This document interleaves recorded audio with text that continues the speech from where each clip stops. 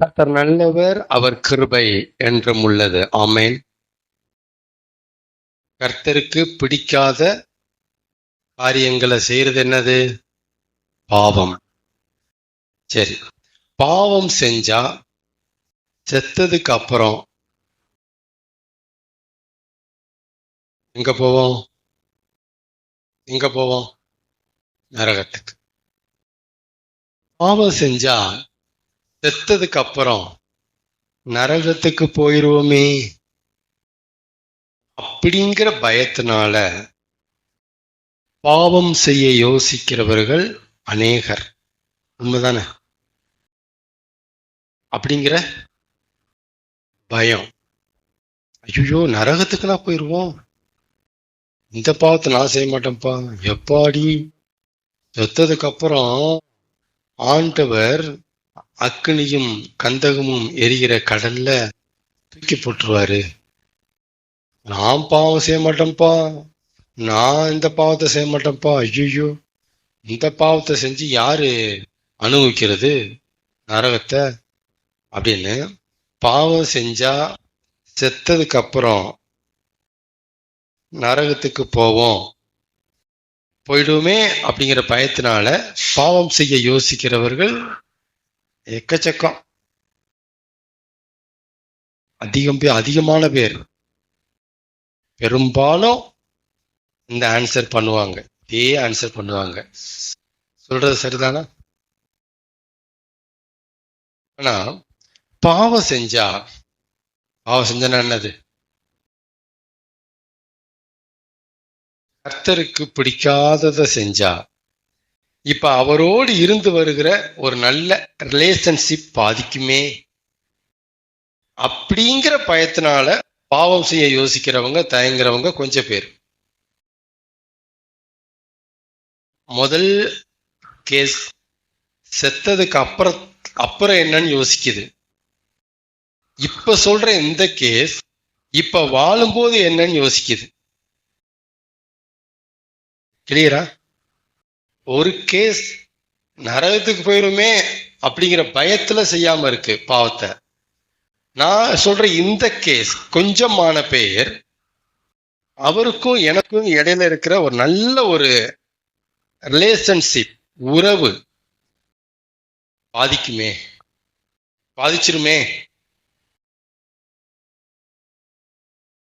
அப்படிங்கிற பயத்தினால பாவம் செய்ய தவிர்க்குது, யோசிக்குது, தயங்குது. செஞ்சிடலாம்ப்பா, நல்லா இருக்காது, உறவு முறையில பிரச்சனை வருமே, உறவுல பிரச்சனை வருமாப்பா அப்படின்னு இப்ப உண்டாகிற ஒரு பாதிப்பை நினைச்சு அது தவிர்க்க பாக்குது. முதல்ல சொன்னவங்க அநேகமான பேர் செத்ததுக்கு அப்புறம் ஏற்பட போகிற பாதிப்பை நினைச்சு இப்ப அவாய்ட் பண்ண பாக்குறாங்க. இவங்க கொஞ்சம் பேர் இப்ப நடக்கிற பாதிப்பை நினைச்சு இப்பயும் அவாய்ட் பண்ண பாக்குறாங்க. எதை நம்ம தேர்ந்தெடுக்கலாம்?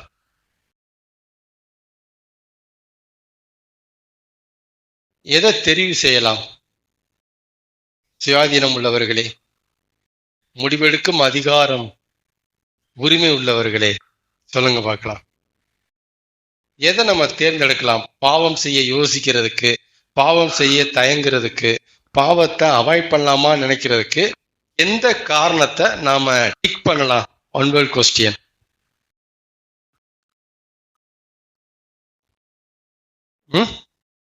First one or second one? சொல்லுங்க சிஸ்டர். ஃபர்ஸ்ட் ஒன்னை டிக் பண்ணவா, செகண்ட் ஒன்னை டிக் பண்ணவா? First one.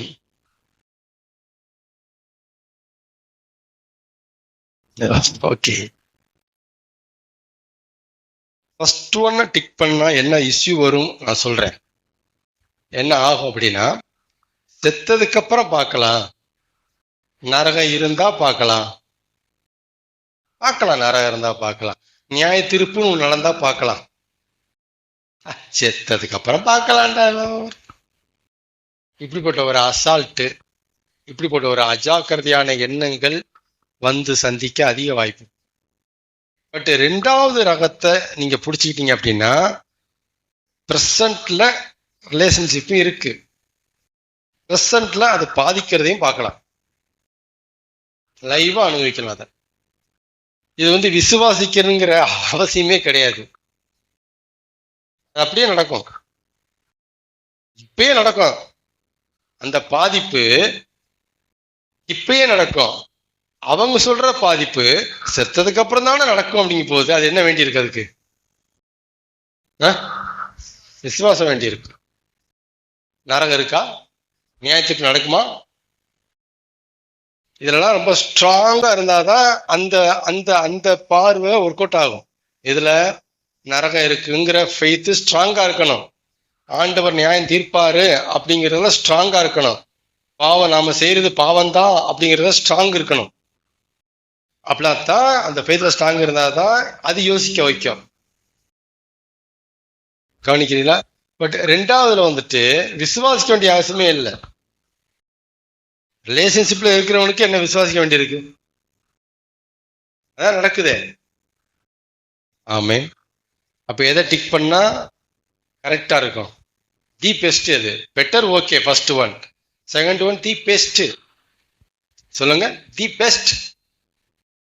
அப்ப நீங்க எதுக்கு யோசிக்கிறீங்க? எதுக்கு தயங்குறீங்க? எதுக்கு பாவம் செய்யறத அவாய்ட் பண்ணலான்னு பாக்குறீங்க?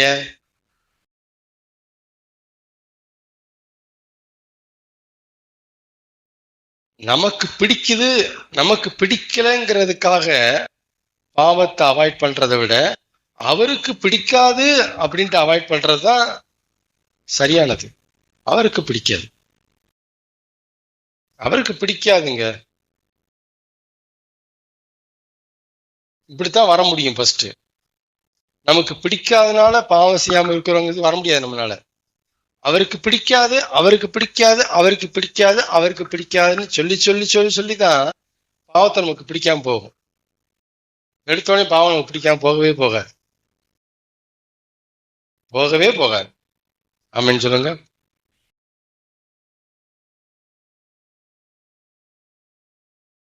ரெண்டு கொரிந்தியர் எடுக்கலாம்.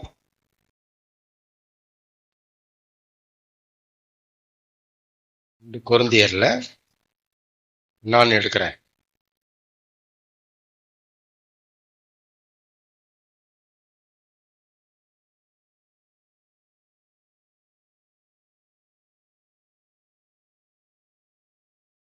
அது 11ஆம் அதிகாரம் 1ஆம் வசனம், 2ஆம் வசனம், 3ஆம் வசனம் வாசிக்கலாமா? 2 கொரிந்தியர் 11ஆம் அதிகாரம் 1 முதல் 3 சப்தமா வாசிங்க. வசனத்தை வாசிங்க பார்ப்போம். என் புத்தியினத்தை நீங்கள் சற்றே சகித்தால், பொறுத்து கொண்டால் எனக்கு நலமாயிருக்கும், உங்களுக்கும் கொஞ்சம் நல்லா இருக்கும். எதை? புத்தியினம்னு என்னது? அறிவில்லாம பேசப்படுகிற ஒரு வார்த்தை, ஒரு செயல்.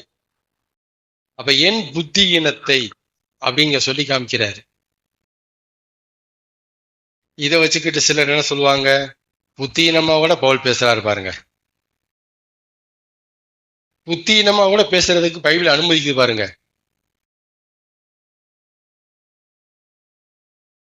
இப்படி வேடக்காரா இருக்க முடியும்? அடுத்த கேள்வி. இவர் இப்படி ஊழியக்காரா இருக்க முடியும்? அடுத்த கேள்வி. இப்படி இந்த பாயிண்ட் அப்படியே ரிவர்ஸ் எடுக்கிறது. என் புத்தியினத்தை நீங்கள் சற்றே சகித்தால் நலமாயிருக்கும்.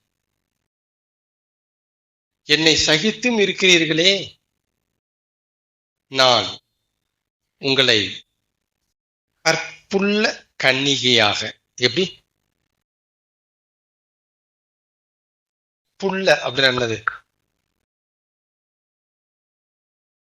கற்புள்ள கன்னிகையாக அப்படின்னா எவ்வளவு வேர்ட உள்ள வைக்கிறாரு பவுல். சொல்லுங்க, கற்புள்ள கன்னிகைன்னா என்னதுங்க?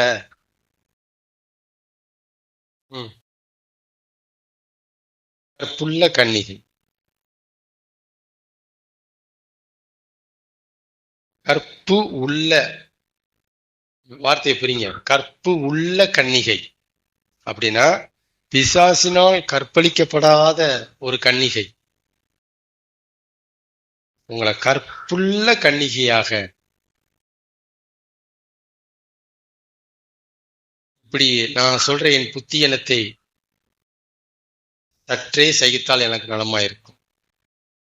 நான் உங்களுக்கு சொல்றேன், பிசாசினால் கற்பழிக்கப்படாத கன்னிகையாக,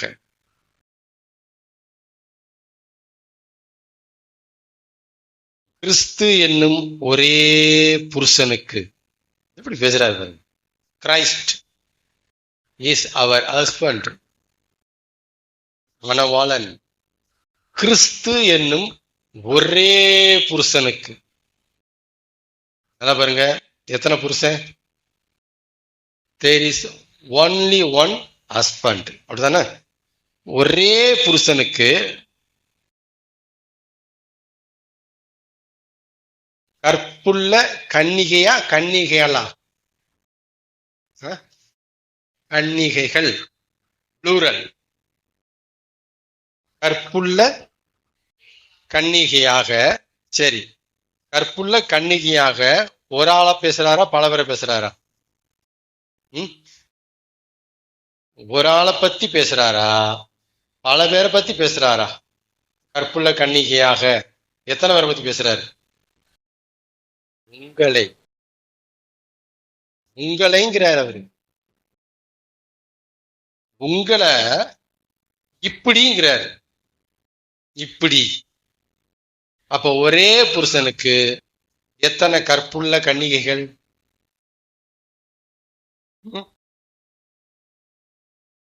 பல. கற்புள்ள கன்னிகையில் அங்க வரல, ஆனா உங்களைன்னு சொல்ல வர்றாரு. அப்ப என்ன அர்த்தம்? ப்ளூரல். உங்களை இந்த மாதிரி அப்படி சொல்லி காமிக்கிறார். அப்ப எல்லாரையும் அந்த மாதிரி, அப்படித்தானே? உங்க எல்லாரையும் இந்த மாதிரி அப்படிங்கிறாரு.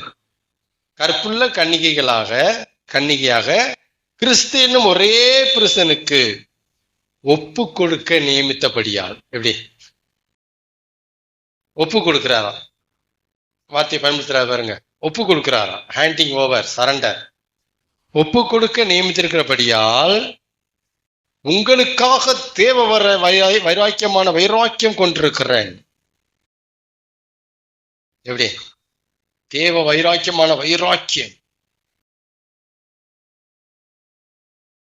ஆகிலும் சர்ப்பமானது தன்னுடைய தந்திரத்தினாலே ஏவாளை வஞ்சித்தது போல,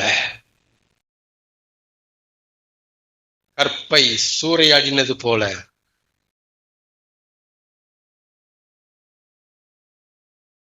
உங்கள் மனதும் கிறிஸ்துவை பற்றிய உண்மை நின்று அந்த கற்பிலிருந்து விலகும்படி கற்பிடிக்கப்படுமோ என்று பயந்திருக்கிறேன்.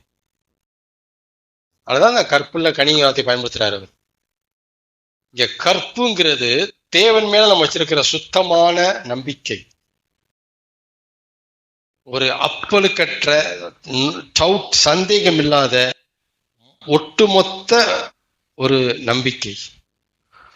இதுதான் ஏவாள்கிட்ட இருந்தது, இல்லாம போச்சு. இந்த கற்பு இருந்தது, கற்பு அழிக்கப்பட்டது. அதான் வஞ்சிக்கப்படுமோ, எதிராளியாகிய உங்கள் பிசாசானவன் எவனை விழுங்கலாமோ என்ற என்ன அர்த்தம்?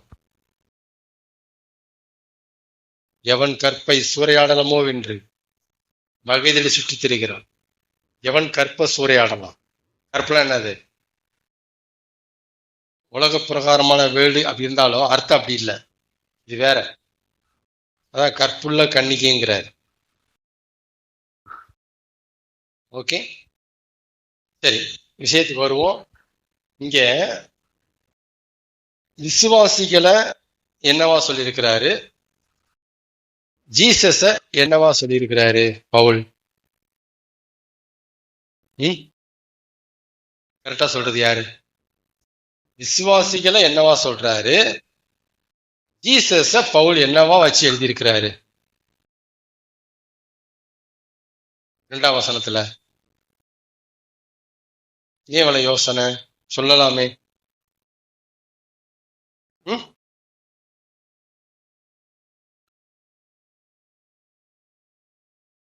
ம். யார? சரி, விசுவாசிகளை மனவட்டியா வச்சிருக்க. கற்புள்ள கன்னிகை என்பது வேறு, மனவாட்டி என்பது வேறு.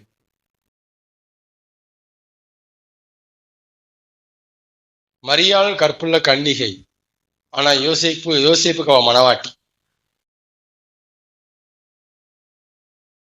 மரியாள் கன்னிகை, ஆனா யோசேப்புக்கு பெஞ்சாதி, மனவாட்டி. கிளியரா?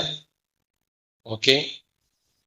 அப்ப நம்மள மனைவியாகவும் அவரை ஜீசஸ கணவனாகவும் வச்சு எழுதுறாரு இங்க. புரியுதா உங்களுக்கு என்ன சொல்றாருன்ட்டு? இப்படி நம்மளை ஒப்பு கொடுக்குறாராம், கைப்பிடிச்சு கொடுக்குறாராம். ஜீசஸ்ட கைப்பிடிச்சு நம்மளை பார்த்து சொல்றாரு, இனிமே எல்லாம் அவர்தான் அப்படின்னு கைப்பிடிச்சு கொடுக்குறாரு. ஒப்பு கொடுக்க நியமித்திருக்கிறபடியினால் தேவ வைராக்கியமான வைராக்கியம் நான் கொண்டிருக்கிறேன். ரொம்ப சீரியஸா இருக்கு அவங்கள பத்தி அப்படிங்கிறாரு. ரொம்ப சீரியஸா இருக்கணும், அவரை விட்டு போக கூடாது. ஏன் அப்படின்னா, நான் நிக்கிறேன், ஆனா பாருங்க, ஏவாள் வஞ்சிக்கப்பட்டது போல உங்கள் மனதும் அவனுடைய தந்திரத்தினால வஞ்சிக்கப்படுமோன்ட்டு பயந்து வேற இருக்கிறேன் அப்படிங்கிறேன். பயந்து இருக்கிறேன், கற்பு சூறையாடப்பட்டுமோ பயந்துட்டு இருக்கிறேன். உங்களை அப்படியே பார்த்துட்டே வரேன். கற்ப பத்திரமா வச்சுக்கோங்க. உலகத்துல கற்ப பத்திரமா வச்சுக்கணும்னா அது அர்த்தம் வேற. பட் ஸ்பிரிச்சுவலா வேதத்துல பாத்தீங்கன்னா அதுக்கு அர்த்தம் வேற. கற்ப பத்திரமா வச்சுக்கோங்க. உங்களுடைய விசுவாசம் ஒரு கற்பு. அதைத்தான் சூறையாட வர்றான், அழிக்க வர்றான், அழிச்சிடணுங்கிறான். எவனை விழுங்கலாமோ என்று எவன் விசுவாசத்தை ஆட்டைய போடலாம்ட்டு வர்றான். கற்பு அது. அந்த கற்பை பத்திரம் வச்சுக்கணும். கற்பழிக்கப்பட்டச்சுன்னா அங்க போக முடியாது. ஆமென். கர்த்தர் நல்லவர். மணமான பின்பு ஒரு மணப்பெண், திருமணமான பின்பு ஒரு திருமணமான பெண் தன் கணவனோடு இருந்து வாழ்க்கை நடத்துகிறது போல. முக்கியமான டாபிக், பிராக்டிக்கல் சப்ஜெக்ட், கவனிங்க. அப்படியே மணமான பெண், ஒரு மணப்பெண், மணமான பின்பு ஒரு மணப்பெண், மணமான பின்பு தன் கணவனோடு இருந்து வாழ்க்கை நடத்துகிறது போல. அண்டர்லைன். என்ன நடத்துகிறது போல? வாழ்க்கை. இதை வேற எப்படி சொல்லலாம் அந்த வார்த்தைய? குடும்பம், ஃபேமிலி. குடும்பம் நடத்துகிறது போல கிறிஸ்தவம் என்பது, கிறிஸ்டியானிட்டி என்பது தேவனோடு இருந்து அவரோடு வாழ்க்கை நடத்துகிற ஒரு வாழ்வியல் முறை. முக்கியமான சத்தியம், பாயிண்ட். இதை நம்ம கிறிஸ்தவத்தை எப்படி பார்த்துட்டோம் அப்படின்னா, மதம். இது ஒரு மதம். இன்னும் சிலர் சொல்லுவாங்க, இது பரலோகத்துக்கு போகிற ஒரு மார்க்கம், இது ஒரு மார்க்கம் அப்படின்னு சொல்லுவாங்க. ரொம்ப டீப்பா பார்த்தோம்னா 2 கொரிந்தியர் 11:1-2 படி ரொம்ப டீப்பா பார்த்தீங்கன்னா, இது ஒரு தேவனோடு வாழ்க்கை நடத்துகிற ஒரு வாழ்வியல் முறை. தேவனோடு குடும்பம் நடத்துகிற, குடும்பம் பண்ணுகிற ஒரு வாழ்வியல் முறை, வாழ்க்கை நடத்தும் வாழ்க்கை முறை. இதான் கிறிஸ்டியானிட்டி. இதைத்தான் கிறிஸ்தவம் என்பது ஒரு மதம் அல்ல, அது கிறிஸ்துவோடு இருக்கிற ஒரு உறவுன்ட்டு பெருக்குமான் சொல்லுவார். இதைத்தான் அவருடைய ஸ்டைல அதை பேசுவார், உறவு அப்படின்பார். இது ஒரு பந்தம் அப்படின்னு இன்னொரு பிரசங்கியார் சொல்லுவார். இது ஒரு பந்தம், இது தெய்வீக பந்தம் அப்படின்பார்.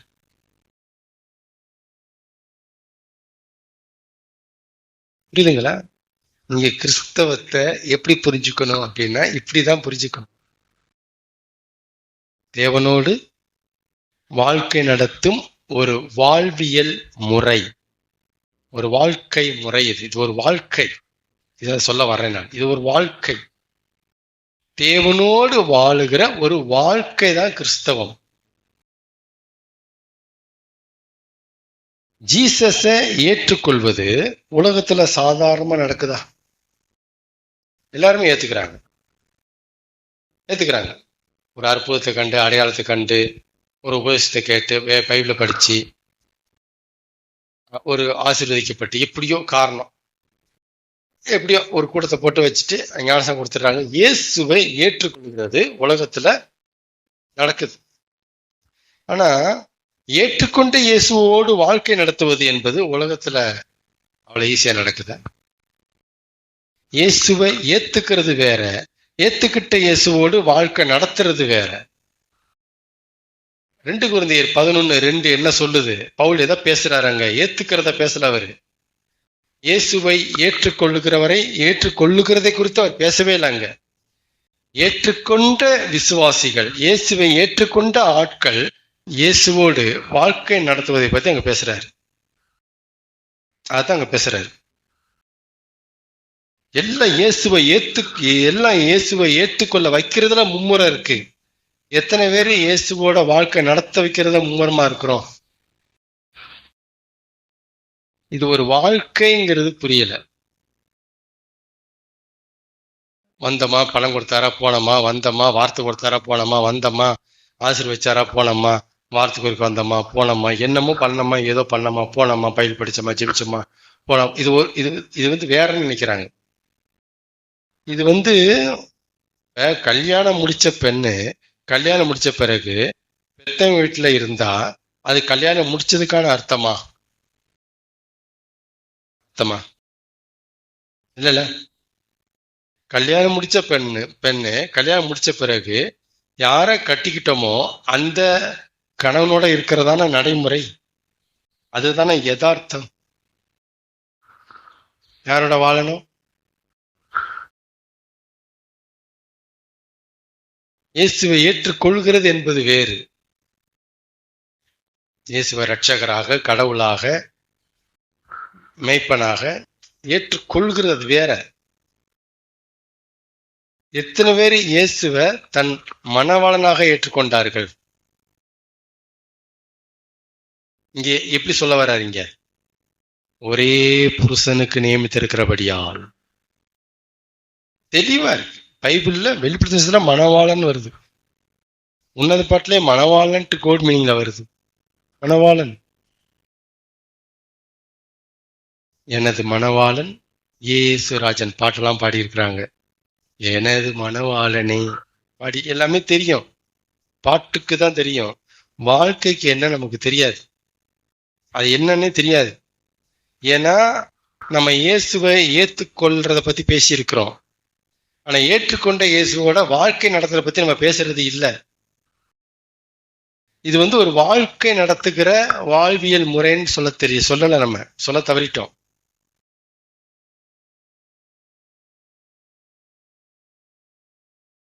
கிறிஸ்துவ ஏத்துக்கணும், ஏத்துக்க வைக்கணுங்கிற ஐடியா கிறிஸ்தவத்துல நம்மகிட்ட நல்லாவே இருக்கு.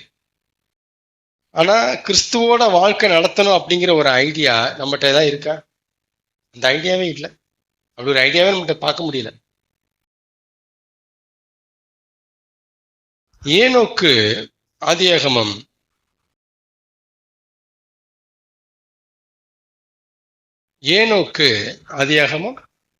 5:24 என்ன எழுதியிருக்கு? ஏனோக்கு தேவனோடே சஞ்சரித்து கொண்டு இருக்கையில் காணப்படாமல் போனான். தேவன் அவனை, ஏனோக்குங்கிறது தூதனா மனுஷனா? மனுஷன்.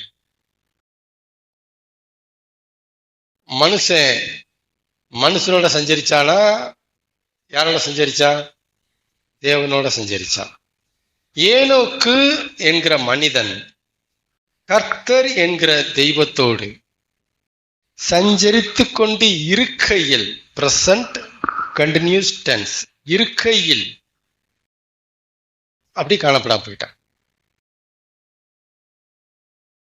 இருக்கையில்.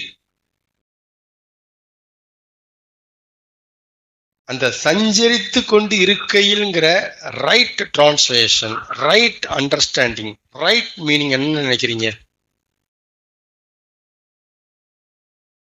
ஏனோக்கு தேவனோடே வாழ்ந்து கொண்டு இருக்கையில் அப்படிங்கிறத விட ஏனோக்கு தேவனோடு வாழ்க்கை நடத்தி கொண்டு இருக்கையில் காணப்படாமற் போனான். தேவன் அவனை எடுத்துக்கொண்டான். சஞ்சரித்தல் என்கிற வேர்டினுடைய ரைட் அண்டர்ஸ்டாண்டிங், ரைட் டெஃபினிஷன், வாழ்க்கை நடத்தி கொண்டு இருக்கையில், வாழுகையில். சஞ்சரித்தோம்னா ஏதோ ஒரு மீட்டிங்ல போய் உட்காந்து வர்றது இல்லை, அப்படி இல்லை. அது ஒரு மீட்டிங்ல போய் மெசேஜ் கேட்டு வர்றது அது கிடையாது. ஜபத்துல ஒரு மணி நேரம் அப்படி பேசிட்டு வர்றது அது கிடையாது. அதெல்லாம் கிடையாது, அது கிடையாது. வாழ்க்கை வாழ்ந்து கொண்டிருக்கையில், தேவனோடு வாழ்க்கை நடத்தி கொண்டிருக்கையில், வாழ்க்கை வாழ்ந்து கொண்டிருக்கையில் காணப்படாமற் போனான். இது ஏனோக்கிட்ட கேட்டீங்கன்னா பரிச்சயம், மெசேஜே அவனுக்கு தேவையில்லை. ஏனோக்கு பைபிளே இல்லாத காலத்துல ஏனோக்குங்கிற மனுஷனுக்கு இது சாத்தியம். பைபிள் வச்சிருக்கிற கிறிஸ்தவமே ஏன் உனக்கு சாத்தியம் இல்லை? என்னுடைய கேள்வி. 66 புஸ்தகம் வச்சிருக்கிற உனக்கு ஏன் சாத்தியம் இல்லை? ஒரு புஸ்தகம் கூட ஏனோக்கு கிடையாது. ஏன் சாத்தியம் இல்லை? சாத்தியம். அந்த மாதிரியான கான்செப்ட்ல செய்திகள் இல்லை, அந்த மாதிரியான பார்வையில மக்களை உள்ள கொண்டு வரல. அதனாலதான் சாத்தியம். ஏனோக்குக்கு சாத்தியம் என்றால் இப்ப வாழ்ற நமக்கு இது அதிக சாத்தியம். ஏன்னா அத்தனை புஸ்தகம் இருக்கு நம்மகிட்ட, அவ்வளவு எவிடன்ஸ் கையில கொட்டி கிடக்கு. சாத்தியம். அது ஆஃப்டர் கிராஸ் ரொம்ப சாத்தியம். சிலுவைக்கு அப்புறம் சத்தியமா அது சாத்தியம், சந்தேகமே அதுல இல்லை. ஆனா ஏன் எல்லாம் இதான் ரீசன். அந்த மாதிரி ஆங்கிள் நம்ம உள்ள வரல, அந்த மாதிரி பார்வை நம்மகிட்ட கிடையவே கிடையாது. ஆனா பவுல் இத சொல்றாரு, அப்படி இப்படி சொல்லிட்டு போயிட்டே இருக்கிறாரு. நான் ஒப்பு கொடுக்க நியமிச்சிருக்கிறேன், கருப்பு பத்திரம் அப்படிங்கிறாரு. ஆமென். நம்மள அவரோட வாழ வச்சு இந்த உலகத்துல நம்ம அவர் நல்லா வச்சுக்கிற தெய்வம். கோட் மீனிங்கா பேசுறேன், அப்படியே கவனிச்சிங்க. நம்மள வாழ வைக்கிற தெய்வம்ட்டு நாம புரிஞ்சிருக்கிறோம். இயேசு வாழ வைக்கிற தெய்வங்க. உங்க கடன் அடைப்பாருங்க, உங்களுக்கு வீடு கெடுத்துருவாரு. இயேசு யாரு? நல்ல படிப்பு கொடுப்பாருங்க, படிச்சா நல்ல வேலை உங்களுக்கு கிடைக்கும் பிரதர். இயேசு வாழ வைக்கிற தெய்வம் பிரதர். அவர் வாழ வச்சு அழகு பார்ப்பாரு பிரதர். உங்க நல்லா வாழ வச்சு என்ன செய்வாரு? அழகு பார்ப்பாரு. ஆனா உண்மை என்ன தெரியுமா? நம்மள அவரு கூட வாழ வச்சு நம்மளை நல்லா வாழ வச்சு அழகு பார்ப்பாரு. இதான் சொல்ல விட்டு சத்தியம். நம்மள அவர் கூட வாழ வச்சு நம்மள உலகத்துல நல்லா வாழ வைக்கிற தெய்வம். ஆமென். கர்த்தர் இருக்கிறாரு, அது போதும் எனக்கு என்கிற திருப்தி கர்த்தரோடு வாழ்க்கை நடத்துறவனுக்குத்தான் இருக்குமே தவிர அவரை வெறுமனே கடவுள்ட்டு கும்பிட்றவனுக்கு இருக்காது. இதை புரிஞ்சுக்குங்க. கர்த்தரை கடவுளா கும்பிட்டு போறவன்கிட்ட போய் கர்த்தர் இருக்கிறான்னு போதும் நினைக்க சிஸ்டர்னா நினைக்க மாட்டாங்க. இப்படிதான் பிரசங்கம் பண்ணிட்டு இருக்கிறோம். விடுங்க சிஸ்டர், கர்த்தர் இருக்கிறார் சிஸ்டர். கர்த்தர் போதும்னு நினைக்க சிஸ்டர். எதுக்கு வீடு இவ்வளவு வேணும் அவ்வளவு பணம் வேணும் இதை எதுக்கு சிஸ்டர் நினைக்கிறீங்க? கர்த்தர் இருக்கிறார் போதும் நினைங்க. நாங்க நினைக்க சொல்லுங்க. அவங்களால நினைக்க முடியாது. யாராலதான் நினைக்க முடியும்? கர்த்தரை வெறுமனையும் கும்பிடுறவங்கிட்ட போய் கர்த்தர் இருக்கிறாரா, கர்த்தர் இருக்கு அது பத்தாதான் உங்களுக்கு, அவர் பத்தாதான் சிஸ்டர், இது வேணும் அது வேணும்னு கேக்குறீங்க சிஸ்டர் அப்படின்னா ஒத்துக்க மாட்டாங்க. கர்த்தர் இருந்தா சோத்துக்கு வருவோம், சோறு வருமா இப்படிதான் கேட்பாங்க நம்மகிட்ட. ஆனா கர்த்தரோட வாழ்க்கை நடத்துறவன்ட்ட தான் இந்த புத்தி இருக்கும். விடுங்கப்பா, நீங்க இருக்கீங்க, இப்ப போதுப்பா, அவன் தான் சொல்லுவான். இவன் சொல்ல மாட்டான், அவன் தான் சொல்லுவான். அப்ப கர்த்தர் இருக்கிறாரு போதும் எனக்குன்ட்டு ஏன் சொல்ல மாட்டேங்கிறாங்க விசுவாசினா, மேட்ரு தான். நீங்க அவரோட வாழ்க்கை நடத்துங்கிறதே பேச மாட்டேங்கிறீங்களே, அப்படி ஒரு ஏரியா இருக்குங்கிறதே தெரியலையே.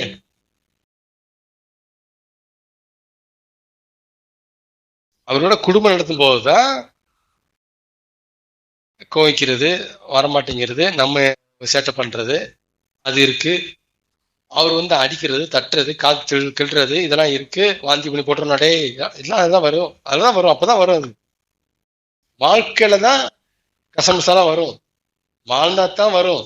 அப்பதான் தெரியும் என்னன்ட்டு. அடிக்கிறது, அப்புறம் அணைக்கிறது, எல்லாமே அதுல வரும். எல்லாமே அதுல இருக்க வேண்டிய ஒன்று. வாழ்க்கை வாழனாலதான் கர்த்தருக்கு கண்ணை பிடிங்கி போட்டுருவாரு, வாந்தி பண்ணி போட்டு இப்படி பயமுறுத்துறேன் நீங்க. அவர் அதுல இருந்து செய்யறாரு. எதுல இருந்து செய்யறாரு? வாழ்க்கையில வச்சு நம்ம செய்யறாரு. நாம வெளியில இருந்து இதை கேள்விப்படுறதுனால பயப்படுறோம். அவட்டு போவாங்க, பயங்கரமான ஆளு, எரிச்சிருவாரு, நம்ம சொல்லி பயமுறுத்துறோம். ஆமே, முடிக்கலாமா? சரி, இப்ப என்ன புரிஞ்சுக்கிட்டோம் இது வரைக்கும்? இது ஒரு இன்னொரு டாபிக் போகுது, அது இன்னொரு 1/2 மணி நேரம் இருக்குது. என்ன புரிஞ்சுக்கிட்டோம் அப்படின்னா, நமக்கு எத்தனை பாடம் தெரியும்? 8 7? என்னென்ன பாடம்? என்னது?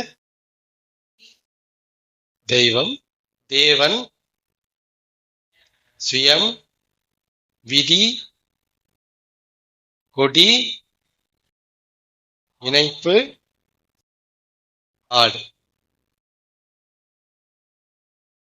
இந்த 6 பாடத்தை நாம அறிஞ்சிக்குவதின் அல்டிமேட் கோல் என்னன்னு நினைக்கிறீங்க?